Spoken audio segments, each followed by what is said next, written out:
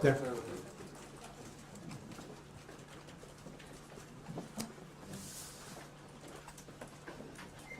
또 질문. 미디어 오늘의 정민경 기자라고 하는데요. 좀 전에도 뭐 기자분한테 뭐 이런 질문 하지 말라고 이런 식으로 얘기하시기도 하고, 그 전에도 뭐 KNN이나 SBS 관련해가지고 언론 간에 좀 문제가 있다는 지적이 나오고 있는데, 좀 이런 지적에 대해서 어떻게 생각하시는지 궁금합니다. 그건 대답하지 않겠습니다. 네. 또 질문하죠. 네. 예, BBS의 최선호 기자라고 합니다. 임종석 비서실장 유해 관련해서 임종석 실장이 국회를 다녀간 이후에 그 사태가 어느 정도 봉합이 되는 분위기인데요. 어제 유승민 대표 같은 경우에는 문재인 정부 출범 이후 한국당과 이렇게 단합된 적이 없었다. 사사건건 양측이 반대만 하다가 놀라울 정도로 입을 맞추고 있다고 얘기하시는데, 대표님께서도 연초에 국정조사를 해야 한다는 입장이셨잖아요. 그렇습니다. 입장 변함 없으신지, 그렇습니다. 그런 의혹들에 대해서 어떻게 생각하십니까? 사실 우리가 알고 있는 것이 좀 있습니다만은 그걸 다 공개하기에는 국익 차원의 문제가 있기 때문에 당파적 이익보다는 우리는 국익 우선입니다. 그래서 국정조사를 통해서 밝혀지는 것은 별개의 문제고,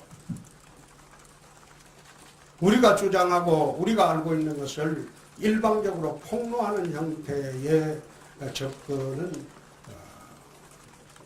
맞지 않다. 그런 생각을 하고 있습니다. 세계일보의 이도영 기자라고 하는데, 당내 문제 하나, 당 외부 문제 하나 여쭤보고 싶어서요. 주목의 손좀 빼고. 그럴게요. 당내 문제는 좀 지금 대구 북부를 가셨잖아요. 그 관련해서 뭐 김태형 최고위원이나 다른 분들께서 뭐 셀프 공천이다 또는 꽃길만 가고 있다 이렇게 비판하고 있는데, 어떻게 보시는지 좀 궁금하고요. 당외 우선 그게 당내 문제고, 또 당외 문제는 이명박 전 대통령 관련해가지고 수사가 좀 진행되고 있는데요. 당에서는 그 문제에 대해서 좀 여러 가지 비판을 하긴 했는데, 또 대표님께서는 뭐 개입하지 않겠다 이런 얘기도 하셨잖아요. 예. 정확하게 스탠스를 지금 어느 정도로 갖고 있는지 궁금합니다. 우선 북구월 문제는 그렇습니다. 아까 대구 시장 선거에 내 중요성을 이야기를 했습니다. 대구가 혼조입니다. 내가 북구월에 당협위원장을 맡은 것은 지방선거용입니다. 총선에는 출마하지 않습니다. 지방선거 끝나고 적절한 시기에 대구를 이끌어갈 만한 후배 영입하고 나는 나올 겁니다. 두 번째, 당협위원장이 되면 두 가지 이점이 있습니다. 첫째, 지방선거 추천권을 받습니다. 두 번째, 차기 공천의 우선권을 받습니다. 지방선거 추천권은 북구는 정태욱 북구갑위원장이 정권을 행사할 겁니다. 나는 관여치 않습니다. 두 번째, 총선 출마는 안 한다고 분명히 이야기했습니다. 만약 그런 식으로 비판을 한다면 다음에 그 비판하는 사람은 출마하려면 자기 고향 버리고 서울 강북으로 오십시오. 내 강북으로 차출할 수도 있습니다. 그렇게 자신이 있다면 이제 따뜻한 고향 버리고 서울 강북으로 차출할 수도 있습니다. 두 번째, MB 수사에 대한 스탠스는, MB는 우리 당을 탈당한 분입니다. 박근혜 전 대통령은 우리 당에서 출당시킨 분입니다. 우리 당 출신 두 분이 전직 대통령입니다. 만약 MB 수사에 당 차원에서 대응을 하면 박근혜 전 대통령 수사도 당 차원에서 대응을 합니다. 둘 다 똑같이 당 차원에서 대응은 없습니다. 우리 당 출신 대통령은 동등하게 대접을 할 수밖에 없습니다. 개인적으로는 대표 개인적으로는 옛날에 형님하고 하던 사이니까 개인적인 의견은 저는 할 수 있다고. 그러나 장 차원의 대응은 없습니다. 예컨대 우리 의원들이 검찰총장실로 집단 항의를 간다든지 그렇게 하면 당 차원의 대응. 내가 그거 없다고 했습니다. 그런 식으로 대응하지 않는다. 서두에 이야기했듯이 탄핵에 대한 반성도 오늘 서두에 시작하면서 바로 했습니다. 탄핵이 정치적으로는 할 수 있었을지 모르나 현재의 사법적인 탄핵 절차는 잘못됐다고 내가 수없이 이야기를 했습니다.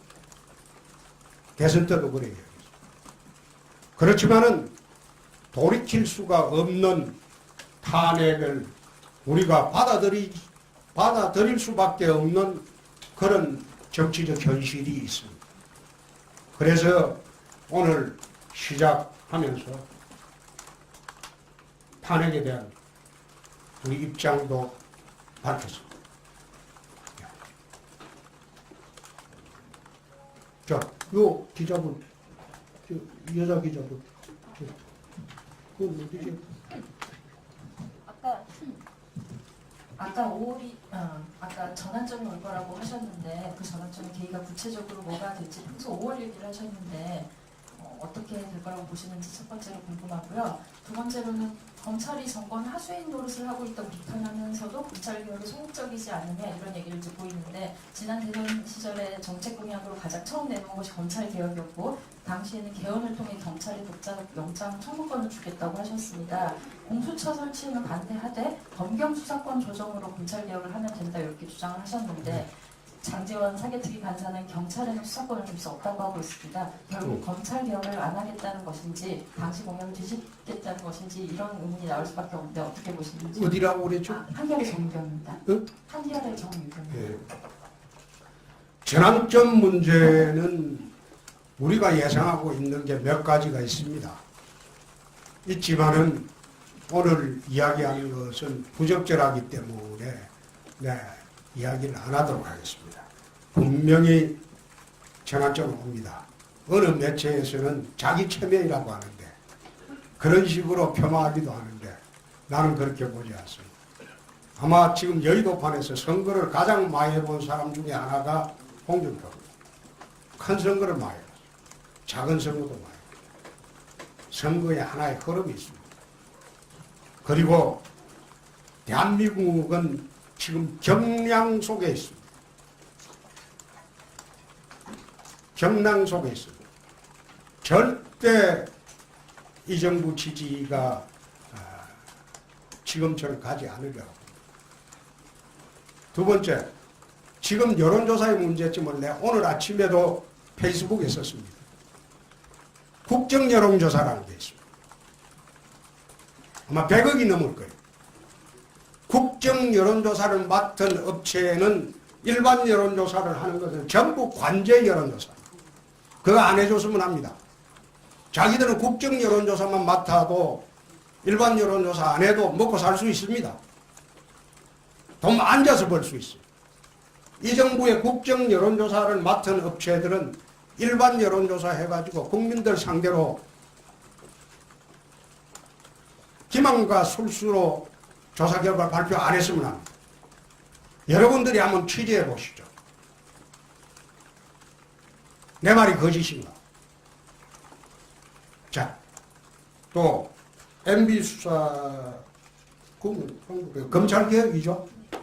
검찰개혁은 우리가 일관되게 내가 이야기하는 것은 검경 수사권 조정입니다. 일본 같은 경우에 예를 들겠습니다. 일본에서 가장 일본 국민들로부터 신뢰받는 조직이 검찰과 경찰입니다. 그런데 일본 검찰과 경찰이 왜 일본 국민들로부터 신뢰를 받고 있느냐? 그것은 사실상 상명하복이 아닌 상호감시체제입니다. 검찰이 경찰 감시하고 경찰이 검찰 감시하고. 그렇기 때문에 서로 부정을 저지를 수 없어요.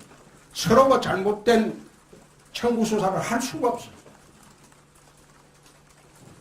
그래서 우리가 검찰 개혁이라고 하는 것은 그 모든 것이 검찰에 집중이 되면 문제가 큽니다. 그럼 공수처를 만든다.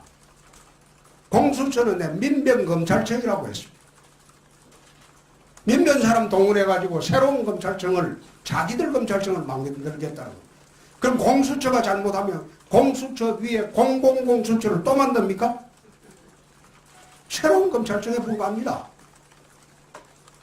그런데 그것이 마치 검찰개혁의 상징인 양 국민들을 헌옥하고 있는데 공수처를 가진 나라가 아프리카에도 없습니다. 세계 어디 있습니까?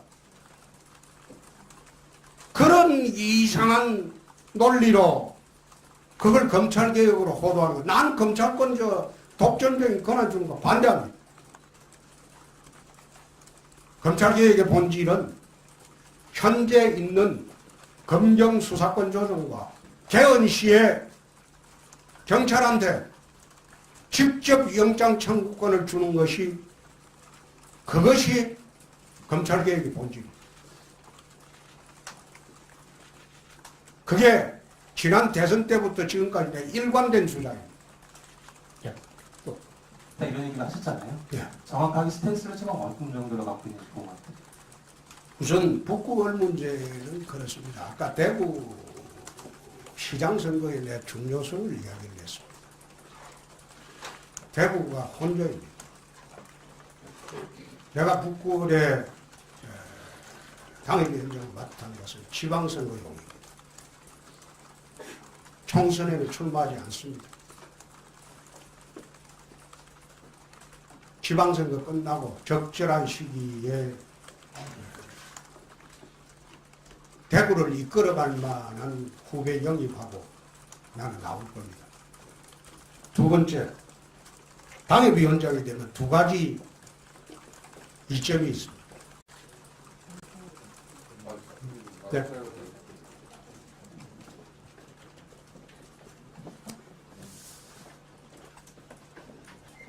또 질문. 미디어 오늘의 정민경 기자라고 하는데요. 좀 전에도 뭐 기자분한테 뭐 이런 질문 하지 말라고 이런 식으로 얘기하시기도 하고 그 전에도 뭐 KNN이나 SBS 관련해가지고 언론 간에 좀 문제가 있다는 지적이 나오고 있는데 좀 이런 지적에 대해서 어떻게 생각하시는지 궁금합니다. 그건 대답하지 않겠습니다. 네. 또 질문하죠. 네. 예, DBS의 최선호 기자라고 합니다. 임종석 비서실장 유해 관련해서 임종석 실장이 국회를 다녀간 이후에 그 사태가 어느 정도 봉합. 첫째, 지방선거 추천권을 받습니다. 두 번째, 차기 공천의 우선권을 받습니다. 지방선거 추천권은 북구는 정태욱 북구갑위원장이 정권을 행사할 겁니다. 나는 관여치 않습니다. 두 번째, 총선 출마는 안 한다고 분명히 이야기했어요. 만약 그런 식으로 비판을 한다면 다음에 그 비판하는 사람은 출마하려면 자기 고향 버리고 서울 강북으로 오십시오. 내가 강북으로 차출할 수도 있습니다. 그렇게 자신이 있다면 이제 따뜻한 되는 분위기인데요. 어제 유승민 대표 같은 경우에는 문재인 정부 출범 이후 한국당과 이렇게 단합된 적이 없었다. 사사건건 양측이 반대만 하다가 놀라울 정도로 입을 맞추고 있다고 얘기하시는데 대표님께서도 연초에 국정조사를 해야 한다는 입장이셨잖아요. 그렇습니다. 입장 변함 없으신지 그렇습니다. 그런 의혹들에 대해서 어떻게 생각하십니까? 사실 우리가 알고 있는 것이 좀 있습니다만은 그걸 다 공개하기에는 국익 차원의 문제가 있기 때문에 당파적 이익보다는 우리는 국익 우선입니다. 그래서 국정조사를 통해서 밝혀지는 것은 별개의 문제고 우리가 주장하고 우리가 알고 있는 것을 일방적으로 폭로하는 형태의 접근은 맞지 않다. 그런 생각하고 있습니다. 세계일보의 이도영 기자라고 하는데 당내 문제 하나, 당 외부 문제 하나 좀 여쭤보고 싶어서요. 주먹에 손좀 빼고. 그럴게요.